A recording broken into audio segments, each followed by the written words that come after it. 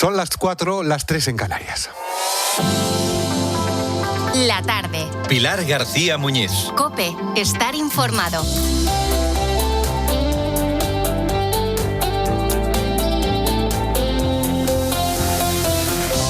Esta noche puede pasar una cosa bastante extraña.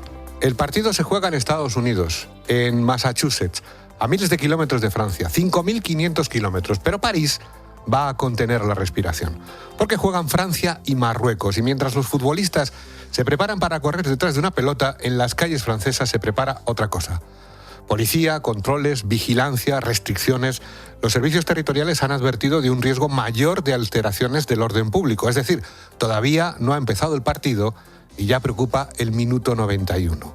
Hay un precedente. En el Mundial de Qatar, en 2022, Francia eliminó a Marruecos en semifinales y después hubo incidentes en varias ciudades francesas. En Montpellier murió Aymen, un chico de 14 años, atropellado por un coche en medio de aquellos altercados. Por eso esta noche nadie mira solo el marcador. Pero cuidado, porque aquí es muy fácil contar una historia demasiado sencilla. Franceses contra marroquíes, ellos contra nosotros, una bandera frente a otra, y Francia es bastante más complicada que eso. Y digo Francia y hablo de fútbol, y a ti, tú sabrás que en la cabeza puede venirte en otras ciudades, otros países, otros dichosos ellos contra nosotros. En 2023 vivían allí 3,5 millones de inmigrantes nacidos en África. 6 de cada 10 procedían del Magreb. Marruecos forma parte desde hace décadas de la historia humana, laboral y familiar de Francia. Hay franceses de origen marroquí, marroquíes nacidos en Francia, familias con 2 países, chavales capaces de cantar la marsellesa y discutir después con su padre porque van con Marruecos. Eso también es Francia.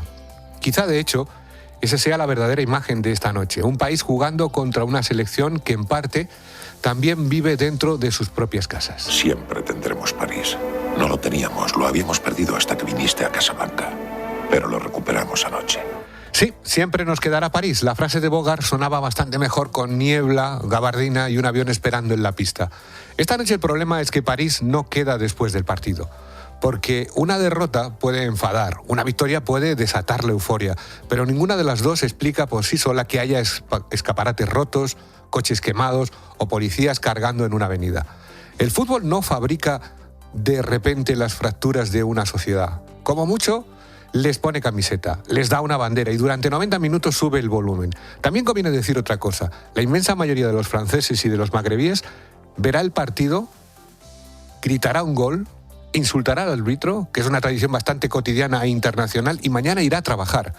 No convirtamos a millones de personas en sospechosos antes de tiempo, pero tampoco hagamos como si no hubiera una herida. Esta noche el balón rodará en América, el examen, en cambio, se hace en Francia. Y quizás la pregunta no sea quién llega a semifinales. La pregunta es otra. ¿Qué clase de país necesita protegerse de la celebración de una parte de sí mismo? Bienvenido y gracias por la compañía. Haga el tiempo que haga, ahí fuera, en la tarde como en la sombra. Siempre un par de grados menos.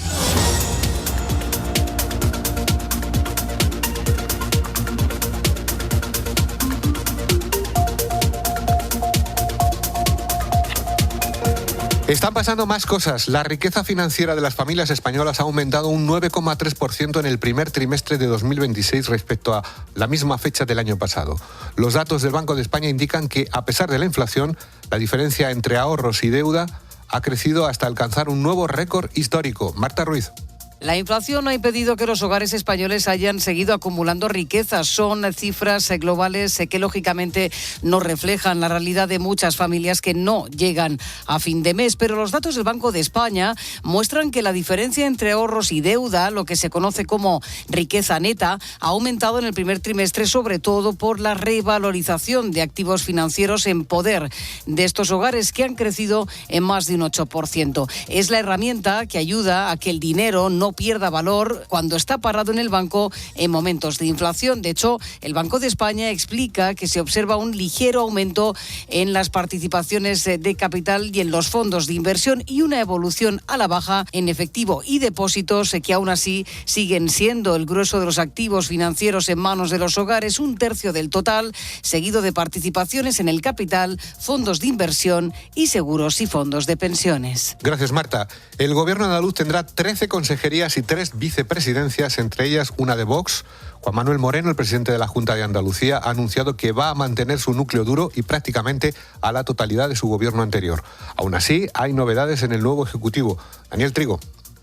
Una de las principales novedades tiene que ver precisamente con el núcleo duro. El consejero hombre fuerte del gobierno ya en la anterior legislatura, Antonio Sanz, será el vicepresidente primero y Manuel Gavira, único consejero de Vox en este gobierno, será el vicepresidente segundo. Habrá una tercera vicepresidencia y 13 consejerías, exactamente lo que Juanma Moreno le contó la semana pasada a Jorge Bustos. Son 7 mujeres y 6 hombres en un gobierno de continuidad en el que, sin embargo, hay carteras nuevas. Se crea la Consejería de Inteligencia Artificial, Desarrollo Digital y de Administración Pública, en la figura de José Antonio Nieto, y separa Vivienda y Fomento para darle mayor importancia a la vivienda, uniéndola a Juventud. Mañana tomarán posesión los nuevos consejeros e inmediatamente después se reunirá por primera vez el Consejo de Gobierno en esta legislatura de coalición PP-Vox.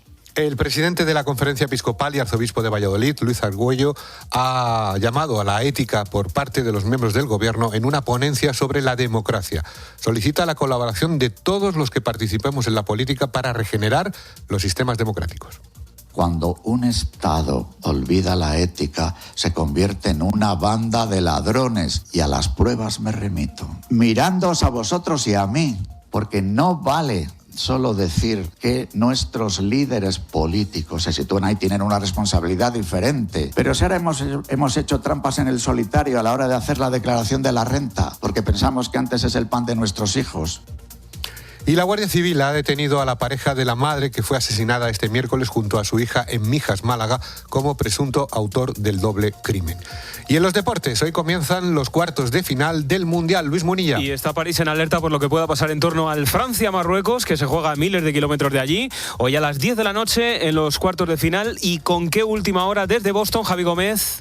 Es evidente, partido de máxima rivalidad por lo que contabais, por la situación social y también en la faceta deportiva por el duelo que se llevó Francia en las semis de 2022. Los de Deschamps mantienen la duda de Tchouaméni, que viene con molestias. Ouahbi no podrá contar con su estrella Saibari. Habrá igualdad en las gradas y el estadio de Boston agotará las 70.000 entradas para un partido que tendrá un arbitraje íntegramente argentino, con Facundo Tello a la cabeza y en el foco. Tiempo de juego comienza hoy a las 9:30 y mañana es el España-Bélgica. Esta tarde último entrenamiento y ruedas de prensa en la selección española. Vamos al Tour de Francia porque hoy es la etapa del Tourmalet, Erifrade. Y quedan 45 kilómetros para la meta del puerto de segunda de Gaverny, 6.400 para coronar ese Tourmalet. Hay un grupo de 15 ciclistas comandado por el UAE, donde están todos los favoritos, unos en mejores condiciones que otros. El jersey amarillo Torsten Traen está rodando a 1.55, intentando regular para mantener su preciada prenda al término de esta jornada, en la que esperemos que vayan a pasar muchas cosas que contamos desde ya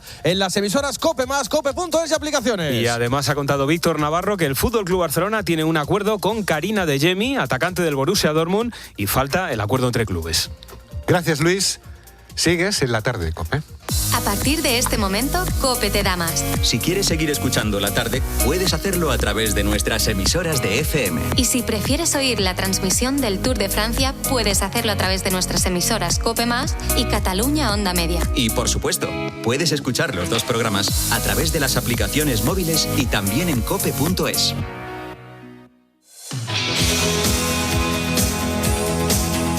La tarde. Pilar García Muñiz. COPE, estar informado.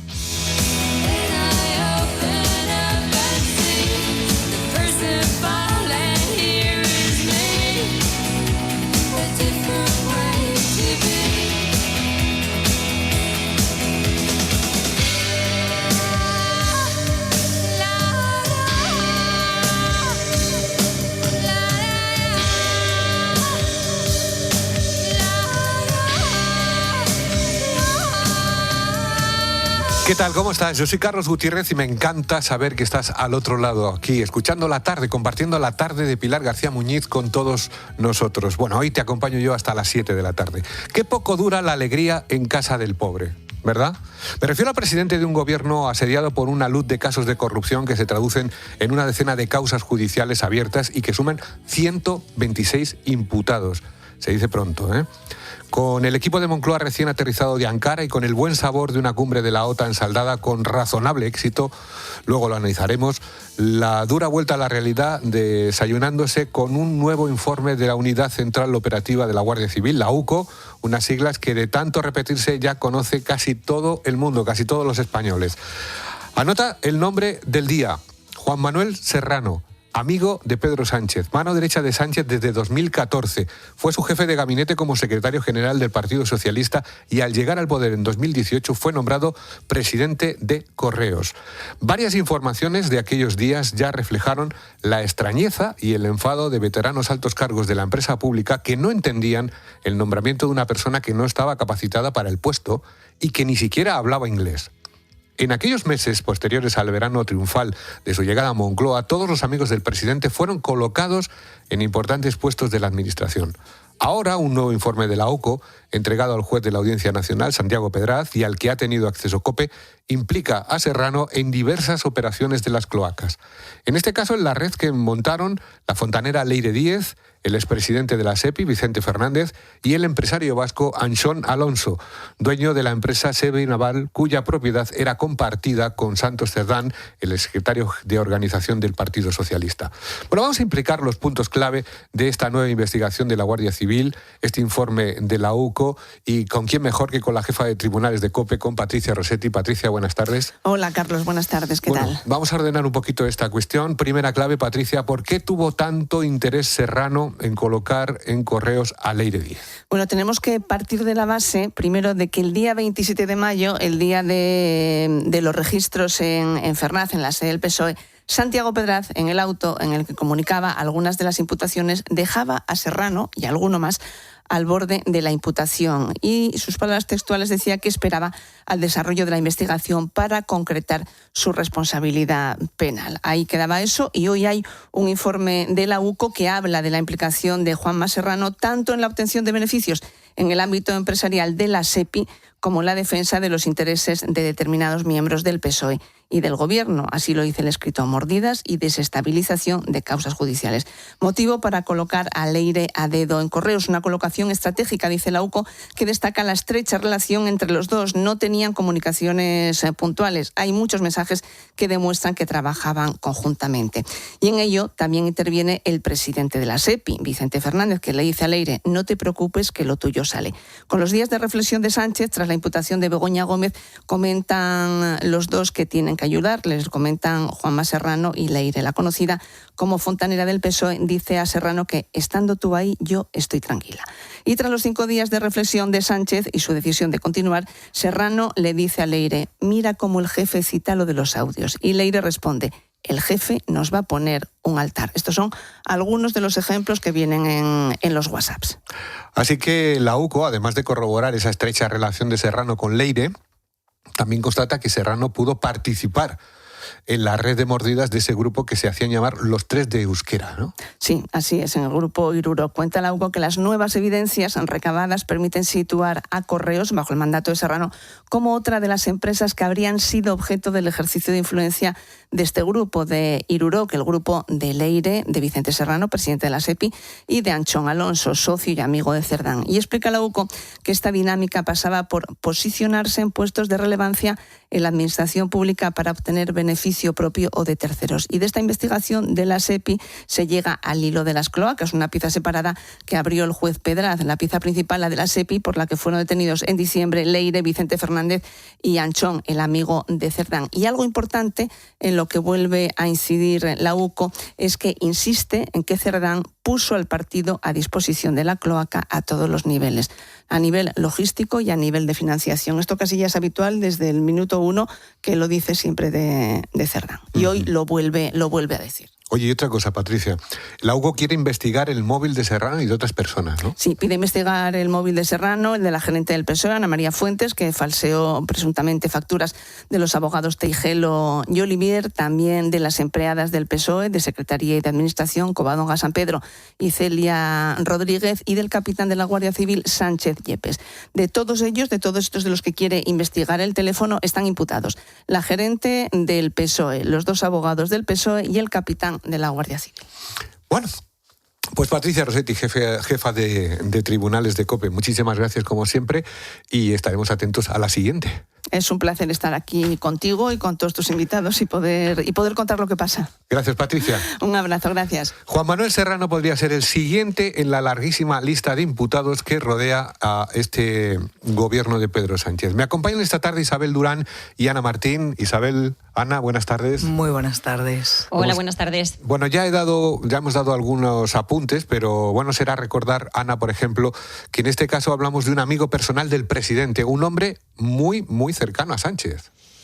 Pues ya lo creo que sí, Carlos, otro de los integrantes de la que hemos venido en llamar la banda del Peugeot, jefe de gabinete y por tanto mano derecha de Pedro Sánchez entre los años 2014 y 2018, hasta que llegó a la Moncloa y entonces decidió elegir como jefe de gabinete a Iván Redondo, que lo había ayudado a ganar la moción de censura, pero como tenía cierto cargo de conciencia y necesidad de premiar los servicios prestados, pues a su amigo Juanma Serrano lo colocó al frente de una empresa tan mastodóntica como lo es Correos, con 50.000 empleados públicos a su cargo y sin tener más experiencia en gestión de empresas que el tiempo que pasó en la Federación Española de Municipios y Provincias y en Ferraz, si eso se puede llamar experiencia. En 5 años él se llevó 1 millón de euros y a cambio dejó un agujero de más de 1.000 en la empresa pública, que solo ha empezado a reflotar una vez que él se ha marchado. Este es Juanma Serrano, el próximo imputado,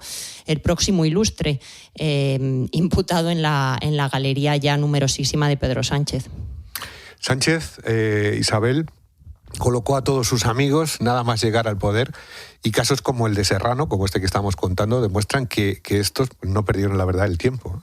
Hombre, lo acaba de contar muy bien Ana y Patricia, el relato de la UCO es que es estremecedor, ¿no? Porque, vamos a ver, es que llegar a una empresa pública y embolsarte 1 milloncete en el tiempo en el que estás de euros, oye, ya que lo quisieran muchos, ¿eh? Ojo.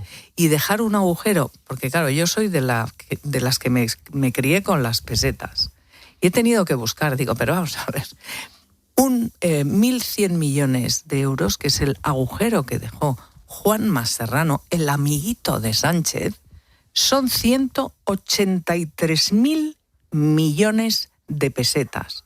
Oye, un boquete que es gigantesco. Entonces, claro, esto de traer a los amigos a que gestionen sin cualificación y que arruinen España.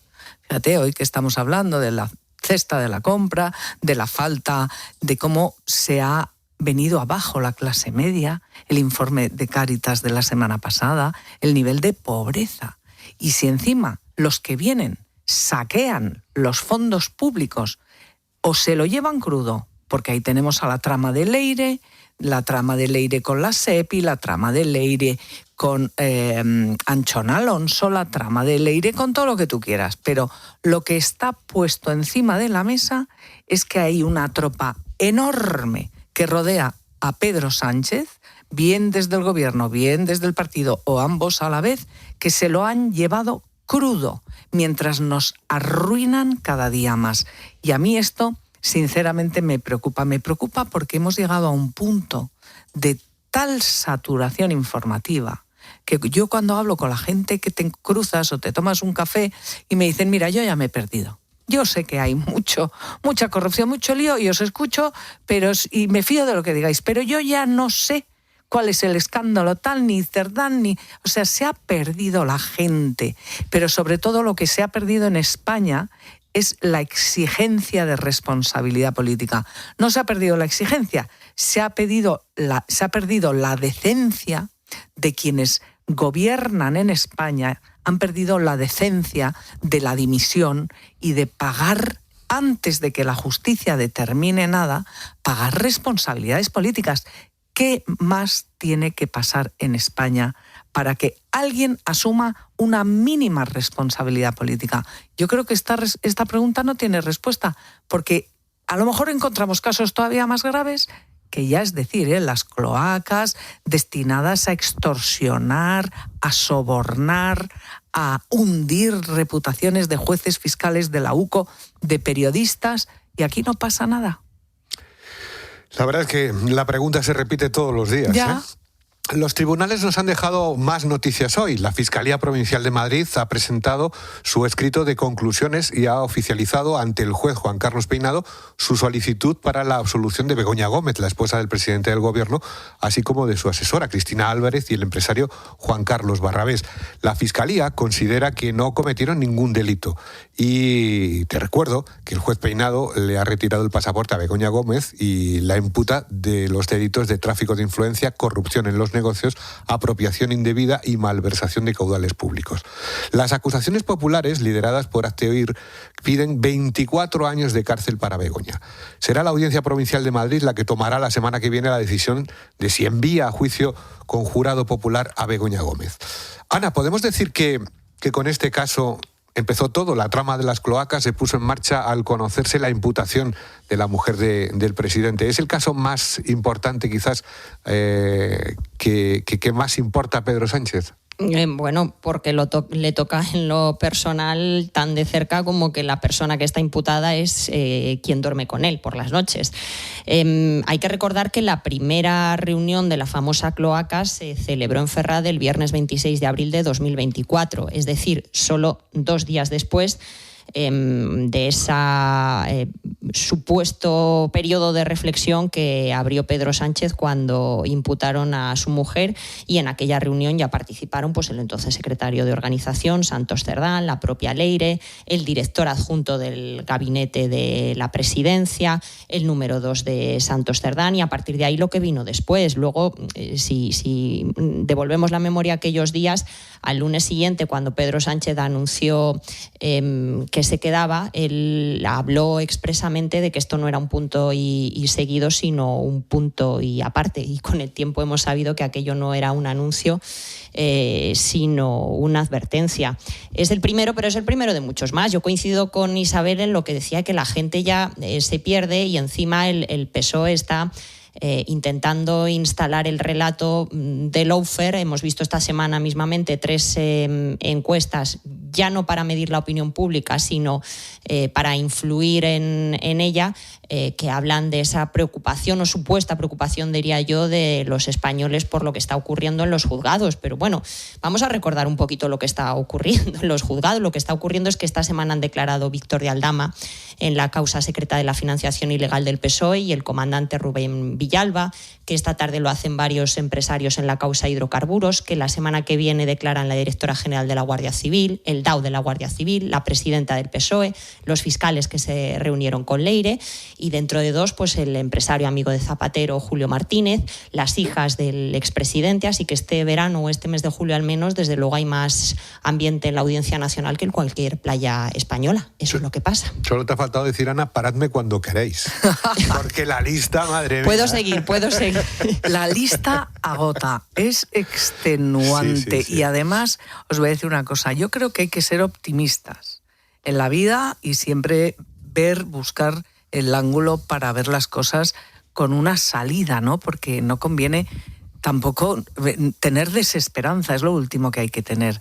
Yo creo que la parte buena de lo que acaba de contar Ana, que es ese calendario terrorífico judicial de Pedro Sánchez, porque es de todos sus allegados, es sencillamente que en España están funcionando las instituciones, que la justicia está sobreviviendo, y de qué manera heroica, que no debería ser así.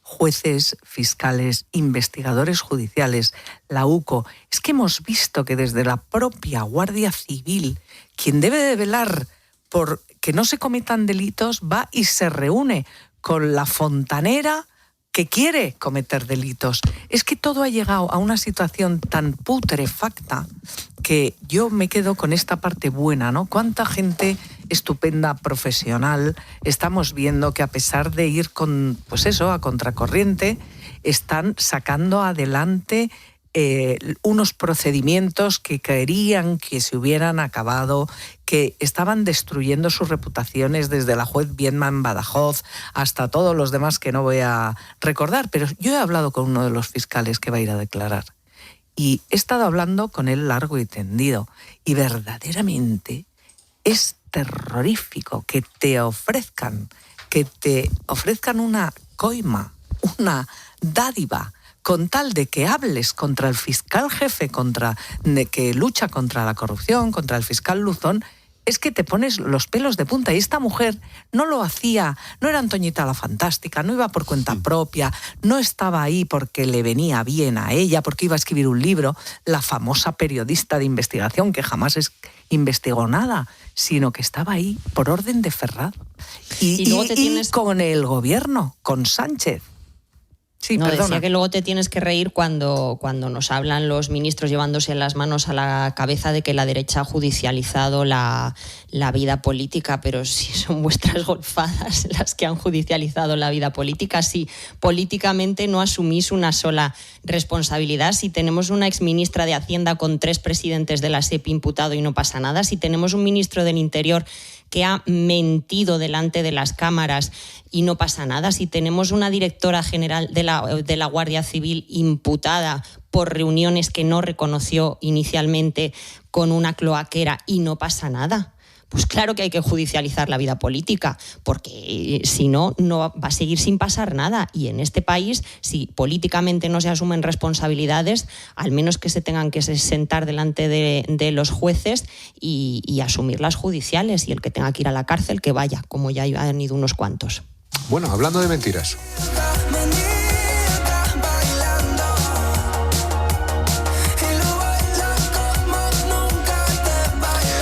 Bueno, todos hemos mentido alguna vez, ¿no? Han contado alguna mentirijilla, ¿no? Estoy llegando. Y estás a 2 horas.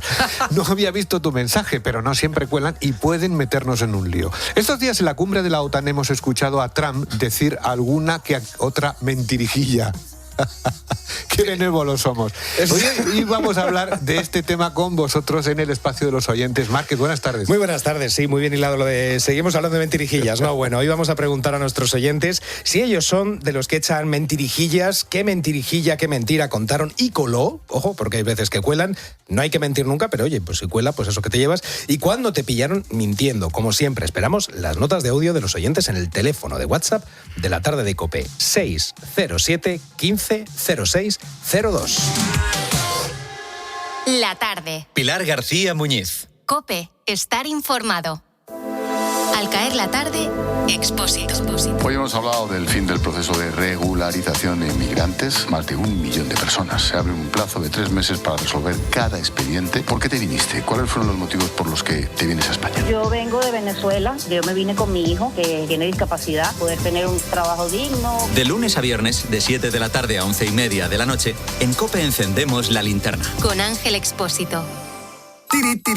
Perdona que interrumpa toda la actualidad en COPE, pero es que tu salud no espera. Por eso el seguro de salud de Línea Directa te da acceso directo a los mejores médicos y hospitales con menos esperas. Directamente. Seguro de salud de Línea Directa, desde 19,90 € al mes y sin copagos. Llama al 917-700-700 o entra en lineadirecta.com.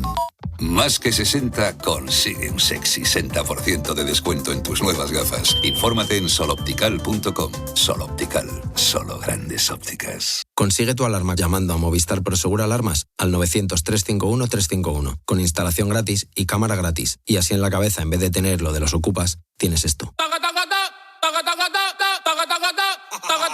Movistar Prosegur Alarmas. Uf, ya se me ha derretido el helado. Es que con este calor... ¿A ti por qué no se te derrite? Pues igual porque voy pensando en la friolera de los 15 millones del cupón extra de verano de la 11. ¿Y se te transmite el frío a la mano? Supongo. Este verano refréscate con la friolera de los 15 millones del cupón extra de verano de la 11. El 15 de agosto un premio de 15 millones y 10 premios de 1 millón.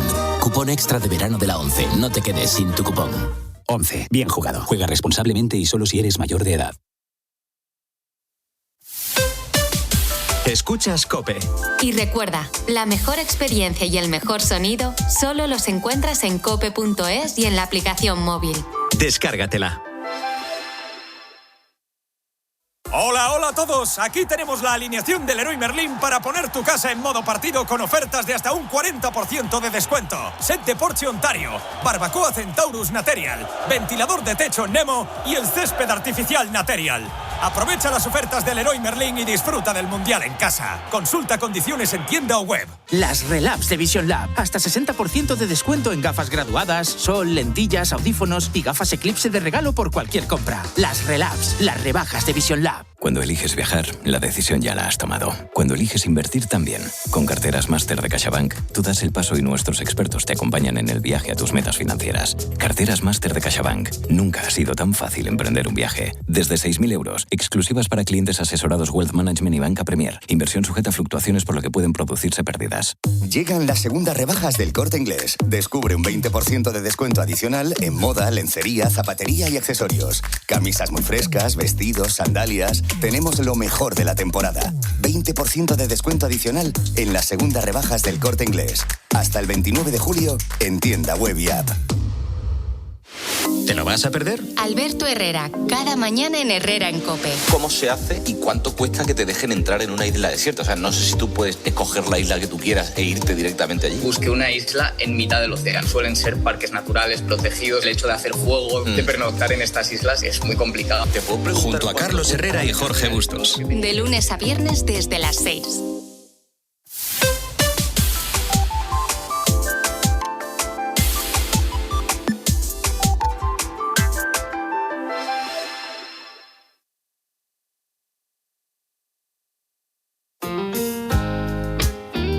La tarde. Pilar García Muñiz. COPE. Estar informado. When it's not always raining, there'll be days like this. When there's no one complaining, there'll be days like this. Everything falls into place like the flick of a switch. Well, my mama told me there'll be days like this. Hay instituciones que todos conocemos porque salen cada día en las noticias. El Congreso, el Gobierno, el Tribunal Supremo y luego está el Consejo de Estado. Lleva 5 siglos formando parte de la historia de España. Este año celebra oficialmente sus 500 años y, sin embargo, me atrevería a decir que muchos ciudadanos no sabrían explicar qué hace el Consejo de Estado. Bueno, hemos sacado un micrófono de COPE a la calle para escuchar lo que nos decís. El Consejo de Estado del Estado español, entiendo. Esto lo estudié el semestre pasado. No, pero no te sabría decir ahora mismo. No, tampoco. Entiendo que es el Estado, entiendo que es un consejo político, pero no sé qué es el Consejo de Estado, ni qué funciones tiene hoy en día, ni qué hacen. El Consejo de Estado pues es un consejo donde a los presidentes de gobierno y también la vicepresidenta que estuvo antes con Zapatero, Teresa Fernández de la Vega, pertenece al Consejo de Estado, pero exactamente creo que no hacen nada. No tengo ni idea. Pues la verdad que no lo sé, pero tengo bastantes amigos que justamente tuvieron examen sobre algo similar hace poco y lo estuvieron comentando y la verdad que me generó curiosidad. Hay poco conocimiento. Bueno, la Constitución lo define como el supremo órgano consultivo del Gobierno. De hecho, en una acera, en lenguaje normal, antes de determinadas decisiones importantes, alguien revisa, estudia y advierte. Y al frente de esa institución está Carmen Calvo, que además conoce el poder desde el otro lado de la mesa. Fue vicepresidenta del gobierno de Pedro Sánchez. Doña Carmen Calvo, muy buenas tardes. Muy buenas tardes. Y gracias por acompañarnos este rato en la tarde de COPE.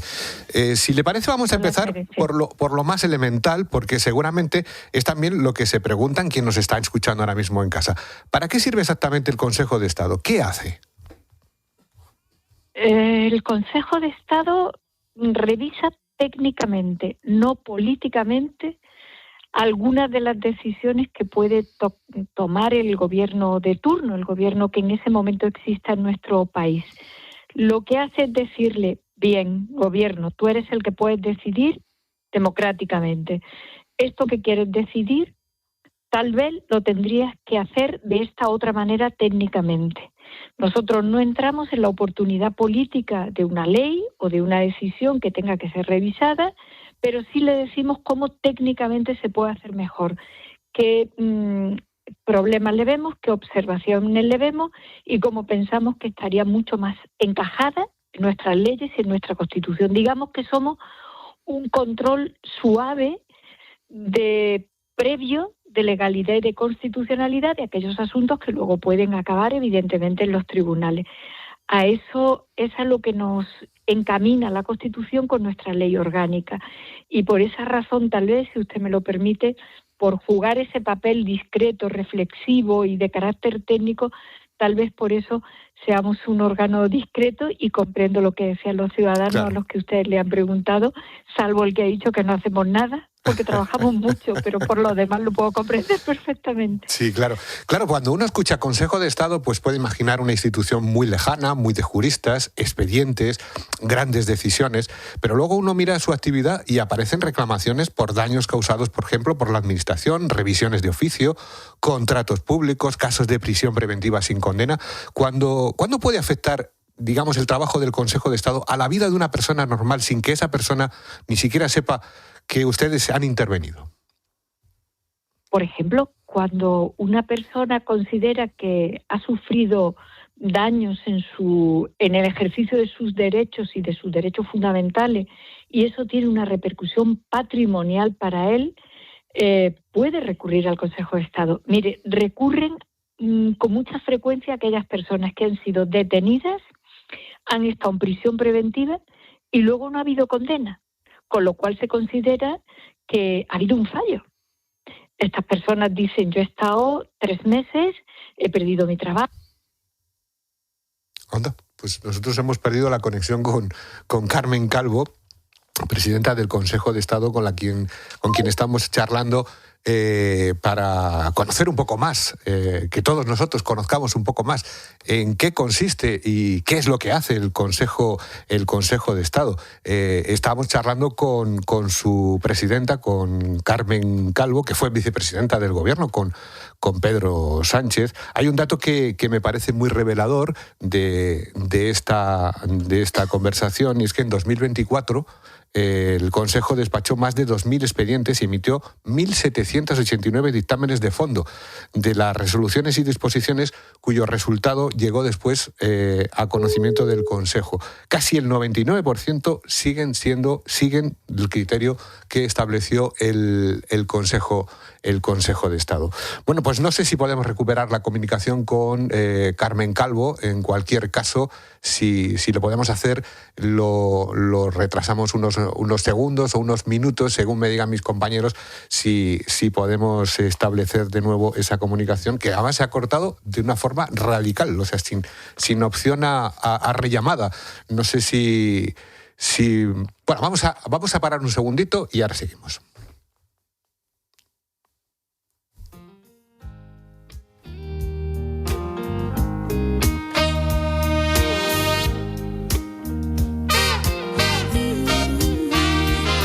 When it's not always raining, there'll be days like this. When there's no one complaining, there'll be days like this. Everything falls into place like the flick of a switch. Doña Carmen, buenas tardes de nuevo. Sí. Parece que hemos recuperado la comunicación. Sí, problemas del directo que se dice, ¿no? Bueno, estaba comentando yo, mientras se nos ha ido la comunicación, que hay un dato que es muy revelador, ¿no? Que en 2024 el Consejo despachó más de 2.000 expedientes, emitió más de 1.780 dictámenes de fondo de las resoluciones y disposiciones cuyo resultado llegó después a conocimiento del Consejo, y casi el 99% siguieron su criterio. Y aquí yo creo que está la paradoja. Sus dictámenes con carácter general no obligan, como nos contaba hace un momento. Entonces, ¿por qué les hacen tanto caso? ¿Dónde está la fuerza de una institución que aconseja, pero que en la mayoría de los casos no puede imponer nada? Pues en la autoridad que tenemos, en el prestigio, en el respeto que el Consejo se ha ganado a pulso año tras año, con diferentes gobiernos, con diferentes situaciones, con dictámenes sobre asuntos muy complicados, muy importantes y también evidentemente controvertidos, con rigor y con seriedad. Mire, este dato que usted pone es muy interesante, porque en un tiempo como este que nos ha tocado vivir, donde todo funciona de manera, bueno, pues hacer las cosas porque las tienes que hacer por obligación. Sin embargo, nosotros estamos en el otro lado, en el lado de la influencia por convencimiento, porque finalmente para los ciudadanos, para las administraciones públicas que nos consultan, para el Banco de España, para la propia Casa Real, para cuando se nos consulta, el prestigio y habitualmente, no siempre obviamente, el atino de lo que decimos pesa tanto que sin ser obligatorio se sigue nuestro criterio. Yo diría que tiene incluso mucha belleza, ¿no? ¿Y qué ocurre cuando el gobierno, por ejemplo, decide no hacerles caso? no lo hace casi nunca, ni este gobierno ni ningún otro, y yo lo sé bien por haber estado al otro lado, como usted bien decía. Bueno, por ejemplo, si un gobierno no quiere seguir alguna de las observaciones que le hacemos y la norma jurídica en cuestión, puede ser una orden ministerial, un reglamento, un proyecto de ley, no sigue alguna de nuestras indicaciones y acaba siendo recurrida en los tribunales o en el propio Tribunal Supremo, pues con mucha frecuencia lo que nosotros dijimos es la razón por la cual esa norma acaba siendo sentenciada o anulada. Es decir, como antes decíamos, llevamos en muchos casos razón cuando advertimos técnicamente algo, y por eso es por lo que se nos hace caso, pero vemos de vez en cuando que el Tribunal Supremo, a lo largo de estos 49 años de democracia, 48 años de democracia, como el Tribunal Supremo ha tumbado decretos, ha tumbado reglamentos, ha tumbado normas jurídicas, y descubrimos que el Consejo de Estado ya le había advertido a ese gobierno que eso tenía un problema. Eso se llama, si usted me lo permite, prestigio, autoridad, que tratamos por todos los medios de mantener, porque el Consejo de Estado es una pieza discreta, una pieza de un órgano silente, como nos gusta decir, muy discreto, pero tiene un valor inmenso para el funcionamiento del Estado. Nos visitaba el Consejo de Estado francés, que es también muy importante, como pieza de la estructura política y jurídica de Francia, el otro día, la semana pasada, y se sorprendían de el altísimo nivel de cumplimiento que tiene lo que decimos. Ellos nos decían, a nosotros nos hacen menos caso, y les sorprendía mucho el nivel, digamos, de influencia que tenemos. Usted tiene, la verdad, es una perspectiva muy poco habitual, porque ha estado sentada en el Consejo de Ministros como vicepresidenta del Gobierno y ahora preside el Consejo de Estado, una institución que debe examinar con independencia decisiones del poder. Le voy a plantear la pregunta sin rodeos. ¿Qué se ve desde la silla que ocupa ahora mismo que no se ve cuando uno está dentro del Gobierno? Está muy bien planteada la pregunta. Desde aquí te abstraes, digamos, de la parte realista de las cosas, de lo que un gobierno quiere hacer, ¿no? Te abstraes y dices, bueno, da igual que lo quieras hacer, pero así no. Y lo tienes que hacer porque en eso consiste el trabajo y la imparcialidad. Del otro lado, quieres hacer algo políticamente hablando, que es lo lógico de un gobierno, de cualquier gobierno. Y a veces intentas que las cosas sean, evidentemente, como tú quieres. Y es el Consejo de Estado el que te tiene que poner algún tipo de traba. Pues yo, si usted me lo permite, le diré que he tenido mucha suerte en mi vida, porque he completado como un círculo, ¿no? He estado en el otro lado diciendo, a ver si el Consejo de Estado esto lo ve bien, porque es lo que quiero alcanzar, y sin embargo ahora te abstraes y dices, me da igual lo que quiera en un determinado momento un ministerio con algo, porque tiene este problema y se lo voy a decir. Uh-huh. Creo que además el Consejo de Estado está diseñado para eso. Tiene un cuerpo técnico que se alcanza por oposición, y luego tiene un cuerpo de consejeros y de consejeras, así está diseñado, que también conocemos el lado de la política. Hace muchos años que hubo un gran consejero que decía, en el Consejo de Estado tenemos que saber de derecho, de jurisprudencia y de lo que hablamos. Pues de la parte de lo que hablamos es en la que viene muy bien que allí esté pues un padre de la Constitución, exministro, incluso los expresidentes si quieren estar, los consejeros natos, está la fiscal general del Estado, el GEMAT. Es decir, son otras piezas que no están sometidas tanto a conocimientos técnicos, pero también a esto que decía Pérez Tenesa, a saber de lo que hablamos, que la vida democrática tiene una cara política y otra cara jurídica. Pues el Consejo de Estado intenta, de alguna manera, unir eso. Cuando tú estás en el gobierno, evidentemente, estás tratando de cumplir un programa electoral y, por lo tanto, tiene otra dimensión. Por eso es una pieza tan importante, tan necesaria, la tienen todas las constituciones, la tienen todos los estados de nuestro alrededor, y curiosamente, aunque vengan de largo tiempo atrás, las democracias no se desprenden de esa pieza que es la función consultiva. Uh-huh. Cuando más débil es la mayoría parlamentaria de un gobierno, mayor puede ser la tentación de gobernar por decreto. Y esos decretos leyes, con carácter general, no pasan por el dictamen previo obligatorio del Consejo de Estado. ¿No le parece que hay una cierta paradoja? Cuanto más deprisa y con menos apoyos parlamentarios se gobierna, menos espacio hay para que una institución como la suya, como el Consejo de Estado, advierta de los errores antes de que la norma entre en vigor. Pero eso está regulado. Quiero decir que nosotros tenemos una ley orgánica y un reglamento al que está sometido cualquier gobierno. El tipo de norma que tiene que pasar por el Consejo de Estado, da igual, la mayoría que tengas tiene que pasar por allí. Y lo que no tiene que pasar por allí, pues no pasa. Por ejemplo, las proposiciones de ley no pasan. Y no pasan prácticamente en ningún lugar del mundo, por una razón muy simple. Porque los anteproyectos son del gobierno, que tiene una mayoría, la que le permite existir, pero sin embargo las proposiciones nacen del Parlamento, nacen del órgano donde está la soberanía del pueblo, de un grupo parlamentario, si tiene parlamentarios suficientes, o de varios grupos.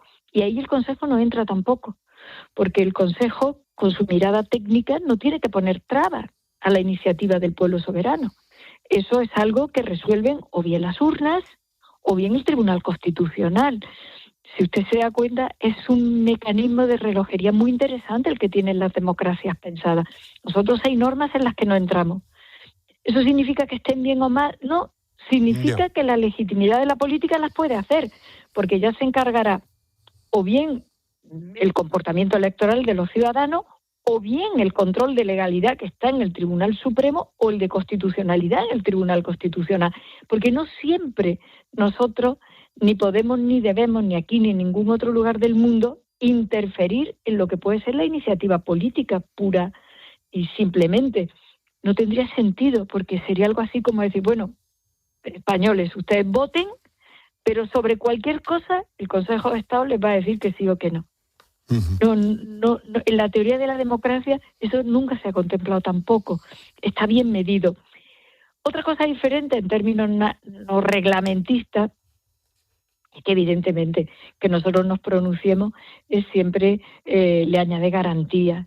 Y es verdad que en el debate público siempre salen los dictámenes de los temas que son más conocidos o que son más significativos, ¿no?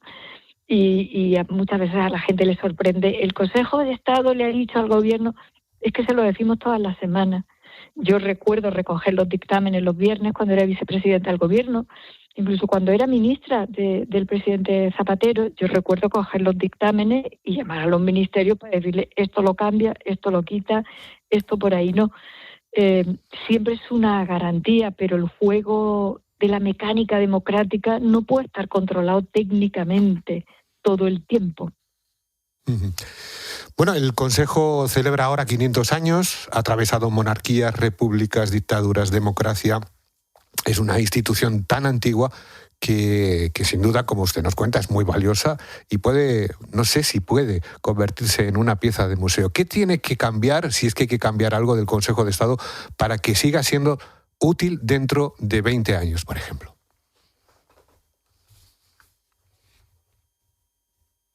Nos hemos vuelto a quedar sin comunicación con la presidenta del Consejo de Estado, que nos ha acompañado estos minutos en la tarde de COPE, bueno, pues para explicarnos un poco, para explicar a todos los que nos estáis escuchando lo que significa, lo que hace y el trabajo que desempeña el Consejo de Estado, una institución que, como escuchábamos al principio, bastante desconocida en la calle. Isabel Durán y Ana Martín siguen conmigo y han estado escuchando la entrevista con Carmen Calvo. Desde la institución del Estado, desde esta institución, suena todo muy bien, ¿no? Bueno, yo estoy bastante de acuerdo con la presidenta en que viene a ser una especie de red para el gobierno, casi un oráculo si me apuras, porque se anticipa a posibles recursos, por ejemplo, de las comunidades a leyes que entren en vigor del gobierno en un momento de gran litigiosidad entre gobierno y comunidades. Claro, siempre y cuando el gobierno se haga caso de las recomendaciones que, como dice la presidenta del Consejo de Estado, desde un punto de vista técnico, hace el máximo órgano consultivo del Gobierno. Ahora bien, también hay que decir sobre esto último que le preguntabas, cuando ella hablaba de que las proposiciones de ley, es decir, las iniciativas legislativas que parten de los grupos parlamentarios y no del Gobierno, no pasan por el tamiz del Consejo de Estado, es que esa es precisamente la manera que el Gobierno ha tenido en muchas ocasiones de burlar al Consejo de Estado. Por ejemplo, la ley de amnistía no fue nunca un proyecto de ley, fue una proposición de ley del Grupo Parlamentario Socialista, de la misma manera que la reforma del Código Penal para eliminar el delito de sedición o rebajar el de la malversación. También se utilizó la vía de la proposición de ley de grupos parlamentarios para eludir ciertos informes. Así que sí, claro que cuando se le hace caso al Consejo de Estado las cosas van mejor, pero es que no siempre se le hace caso. Lo dice Ana Isabel con una cierta sonrisita, ¿no? Hombre, es que en realidad, fíjate, desde que Pedro Sánchez llegó al poder y empezó a gobernar con Pablo Iglesias en el primer gobierno de coalición, dejaron de consultar al Consejo de Estado. Es que Pedro Sánchez y el Consejo de Estado ha dicho la presidenta cuando le has preguntado, que no le suelen hacer caso ni este ni ningún otro gobierno. Yo creo que hay gobiernos y gobiernos. Y lo que hemos vivido en España es que directamente, como Sánchez gobierna por decreto, pues es que se lo salta directamente. Y claro, es una institución muy importante, pero incluso a veces siendo muy importante, desde luego mete la pata, como en el tema del aborto, ¿no? Que Herrero de Miñón hace muy poco, precisamente, su dictamen, desde luego desde mi punto de vista, ha sido nefasto, ¿no? Meter por la puerta de atrás el aborto como un derecho. Entonces, el Consejo de Estado no es infalible, también se equivoca, pero es un órgano consultivo que es muy necesario. Y lo importante también es a quién se mete en el Consejo de Estado, porque hay que recordar que Sánchez metió a Macarena Valerio, su nombre ahora mismo no me acuerdo, pero Elena Valerio o Macarena, no me acuerdo Magdalena.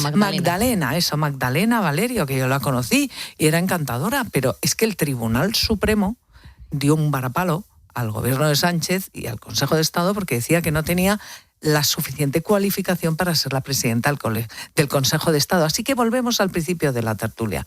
No se puede nombrar a los amiguetes a presidir lo que sea, no.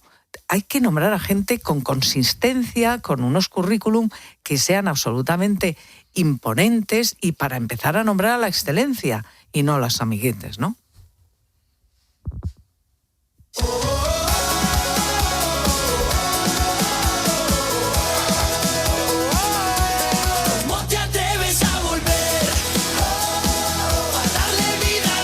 ¿Has soltado hoy alguna mentirijilla? ¿Te ha pedido tu jefe un informe y has dicho, anda, no está, pero la culpa es del becario? Hoy estamos preguntándonos por eso, por esas pequeñas mentiras, por esas mentiras que de vez en cuando soltamos o no.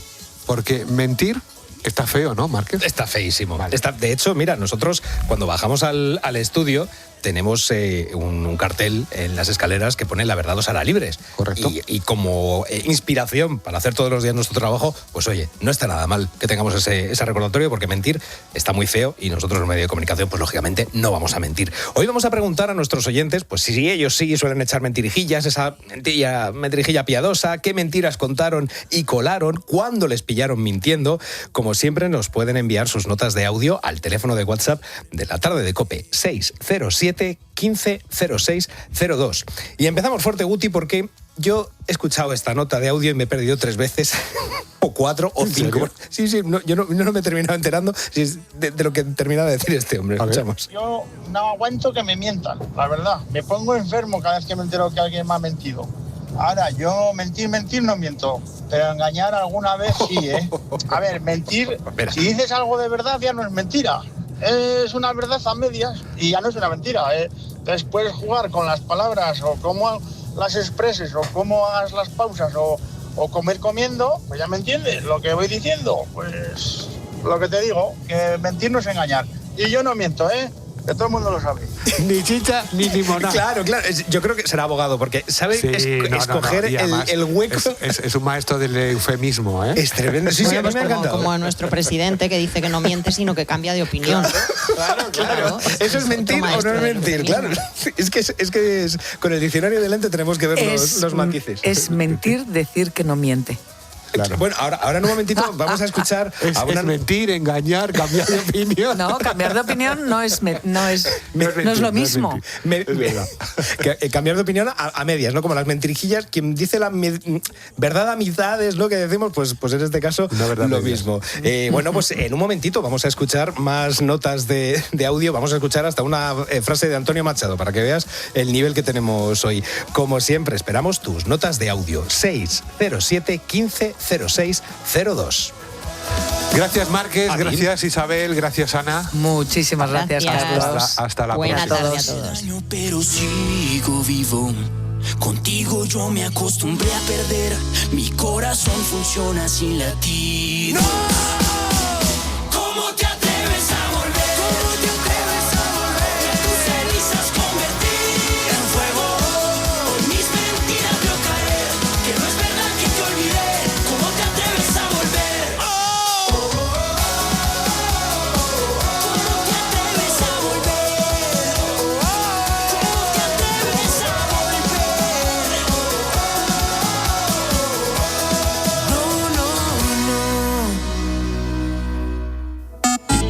¿Tienes algo que decir? Busca La Tarde COPE en Instagram, Facebook y TikTok. O mándanos un mensaje de voz por WhatsApp al 607 15 06 02. Si me compro un caprichito ahora, ¿me estoy quitando un caprichito para cuando esté jubilado? Cuando empiezan las dudas, ahí está Mafre, con los planes de pensiones que entienden cómo eres y cómo quieres ahorrar. Maximiza tu ahorro para tu jubilación de manera sencilla y eficiente. Vamos, ¿dónde vas? Mafre, tu referente en planificación financiera. El libro de Paco Arango, Si no crees en Dios, te doy su teléfono. Durante 25 años ayudando a niños con cáncer, he visto tantos milagros que me sentí con la responsabilidad de tener que contarlo. 100% benéfico para la Fundación Aladina. Éxito en ventas con 5 ediciones. El libro que te robará el corazón y te dará un chute de fe y esperanza. Llegan las segundas rebajas del Corte Inglés. Descubre un 20% de descuento adicional en moda, lencería, zapatería y accesorios. Camisas muy frescas, vestidos, sandalias. Tenemos lo mejor de la temporada. 20% de descuento adicional en las segundas rebajas del Corte Inglés. Hasta el 29 de julio en tienda web y app. Llegan los superdescuentos mundiales a Ocasión Plus.